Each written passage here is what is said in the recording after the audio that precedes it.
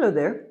Today I feel compelled to share some thoughts with you about the harmful effects of guilt, drawing inspiration from spiritual teachings that deeply resonate within us. As you may have experienced, guilt can be a subtle companion on our life journey. It lingers in the recesses of our minds, casting shadows on our spirits and weighing heavily on our hearts. Unfortunately, guilt serves no actual purpose. Instead, it impedes our growth and obstructs the path to inner freedom. As human beings, we learn that we are all imperfect beings on a unique path of growth and self discovery. And while it's natural to make mistakes and stumble along the way, these moments should be taken as opportunities for learning and transformation, not reasons for perpetual self condemnation. Guilt can trap us in the past, obscuring our view at the present moment and the beauty of life unfolding before us. By holding on to guilt, we deny ourselves the chance to forgive, heal, and embrace the boundless love and compassion the universe offers us. Releasing guilt allows us to find genuine self acceptance and open our hearts to infinite possibilities. Just like a lotus flower emerges from murky waters, we can rise above our perceived imperfections and blossom into our true selves. Spiritual wisdom teaches us that we are all interconnected. We are interconnected with all of existence, and our energies ripple into the world. When we carry the heavy burden of guilt, it affects our well being and the energy we radiate to others. By freeing ourselves from guilt, we create a space for love and light to flow within and through us, uplifting ourselves and those we touch with our presence. Guilt may be the most potent tool of the ego, keeping us rooted in a sense of separation from oneness and robbing us from our inner tranquility. The belief in guilt originates from the illusion that evil is real. But in the grand scheme of things, evil does not indeed exist. Our ego deceives us into thinking that embracing fear, hate, or attacking others will lead to peace, an idea that is sheer madness and can only be believed by a troubled mind. True forgiveness reveals there is nothing to forgive when we perceive it with clarity and understanding. And this profound truth can transform our lives. Each individual is precisely where they need to be on their journey. We all go through similar lessons, but some may be further along the path than others. Therefore, judgment is inherently meaningless. Just as we cannot expect a second grader to pass a calculus test, we cannot expect someone entangled in delusional thoughts to behave sanely. Actions reflect the quality of consciousness, and if individuals truly knew better, they will act differently.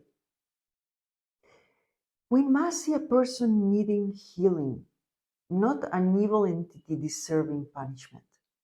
Unfortunately, the ego fosters the perception of evil in others, justifying our inclination to attack them in our minds. But the truth is that everyone ultimately seeks the same thing, to discover happiness and inner peace. And the desire for happiness and inner peace is inherent in our true nature, who we really are. And everyone is always doing what they believe will bring them happiness in every moment. Even a murderer is doing this. All of their suffering and inner torment have led them to think that killing someone will somehow bring fulfillment. If anyone felt the thoughts that a murderer believes, they might do the same. But the ego wants to pretend that this person is exclusively evil and deserves punishment. In reality, what we fight, we strengthen, and when we judge, we perpetuate it, because perception is creation. Therefore, to judge is to empower the ego, and instead, forgiven opens the doorway for healing to occur. This is why love is always the correct response to someone behaving wrongly. Whatever I love, I heal. Whatever I judge, I cannot love. And deep inside, each person is innocent. But the less they know, the more insane their actions become. So if they don't know it, then my job is to show it to them. Ultimately, forgiveness reminds someone of who they really are. Forgiveness does not mean that we don't lock the dangerous people away, because that wouldn't be very loving either. If I were insane enough to kill someone, I would sure hope someone would love me enough to stop me from ever doing it again. But forgiveness always has healing and rehabilitation as the end goal, not mindless punishment. And the only way to heal an insane person is by perceiving the sanity within them. Remember, all judgment is ultimately self-judgment. And the reason for this is that the subconscious mind is entirely non-dualistic. The subconscious mind sees itself and everything as itself. So any judgment or mind attack that you may levy on someone else, your conscious mind will apply to you. So when you judge yourself for any reason, you commit violence against yourself. Likewise, if you think of another person for any reason, you judge the person, you commit violence against yourself. Holding anyone in unforgiveness is like drinking poison and expecting them to die.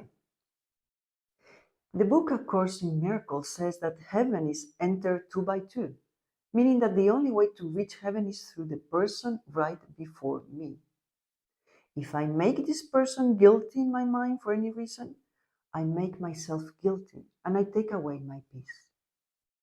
The Course says that your brother's errors are not him any more than yours are you. Accept his errors as real and you have attacked yourself. Why? Because all error concerns the ego. Your brother's true essence is innocent. They might be ignorant of the truth. They might be hurting. They might be seeking vengeance to get rid of their suffering, but they are not evil. What everyone ultimately wants is union with our wholeness, with oneness, with our Buddha nature, with God. And if they only knew that they are love, then they will be incapable of error. To see this truth in another person is to see it in yourself and to set yourself free. We are called to be an example of genuine reconciliation. The truth is that nobody is above counting our trespasses or mistakes. It's all lessons and experiences to discover who we really are. The fastest way to have inner peace and freedom is to forgive everyone who has wronged you and see them as perfectly innocent. If you can believe someone else can hurt you, then you must first have seen yourself as weak and fragile. You must believe that their insane behavior is actually sane. But if you offer them real forgiveness, you must have already forgiven yourself and accepted your true innocence. And that is absolute freedom, to see the world as guiltless, to walk in every moment with an open heart, seeing and giving love. But this is only possible once you see that judgment is always useless and wholly without reason. If you judge someone else as guilty, then it is impossible to consider yourself free. So by offering freedom, you will be free. So forgiveness is really not for them, it's for you. It is releasing yourself from the painful illusion that you have actually been harmed. And once this truth becomes your reality, you will see no guilt stain anywhere you look. And the ultimate freedom is what Jesus did, speaking from the cross, even in this moment of pain and anguish. And he said, "Father, forgive them, for they do not know what they are doing." He did not treat them as evil, just as ignorant.